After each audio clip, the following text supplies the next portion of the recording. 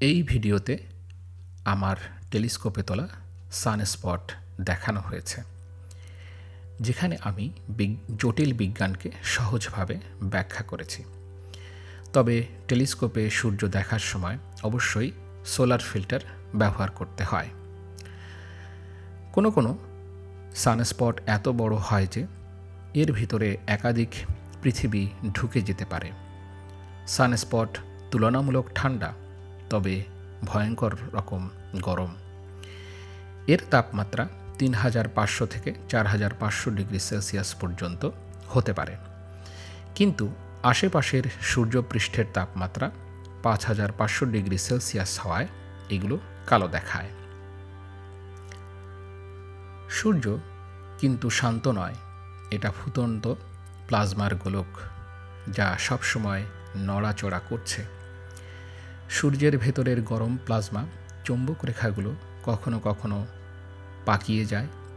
এই শক্ত চৌম্বক ক্ষেত্র ভেতরের তাপ উপরে উঠতে দেয় না, ফলে জায়গাটা তুলনামূলক ঠান্ডা হয়, আর এরই ফলে কালো সানস্পট দেখা যায়।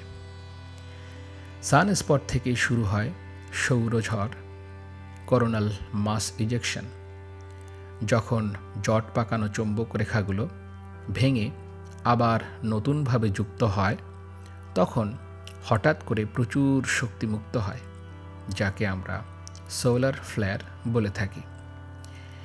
এই সোলার ফ্লেয়ার হলো তীব্র আলো, এক্স রে, আলট্রাভায়োলেট বিকিরণের সমষ্টি, যা আলোর গতিতে ছুটে আসে পৃথিবীর দিকে।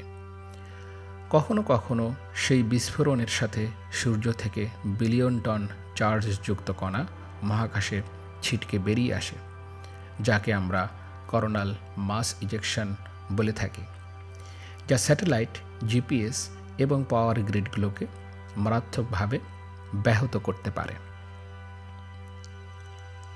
1979 সালে কানাডার কুইবেক শহর 9 ঘন্টা বিদ্যুৎহীন ছিল সৌরঝড়ের কারণে। তবে একটি সুন্দর দিকও আছে। এই সৌরঝড়ের ফলেই উত্তর ও দক্ষিণ মেরুতে মেরুপ্রভা বা অরোরা তৈরি হয়, আর আকাশ রঙিন হয়ে ওঠে। প্রতি 11 বছর পর পর সানস্পটের সংখ্যা বাড়ে ও কমে। বেশি সানস্পট মানেই বেশি সক্রিয় এবং বিপজ্জনক সূর্য। ভিডিওটি ভালো লাগলে আমার সাথে থাকবেন, চ্যানেলটি সাবস্ক্রাইব করবেন, লাইক করবেন এবং শেয়ার করবেন। সবাইকে অসংখ্য ধন্যবাদ।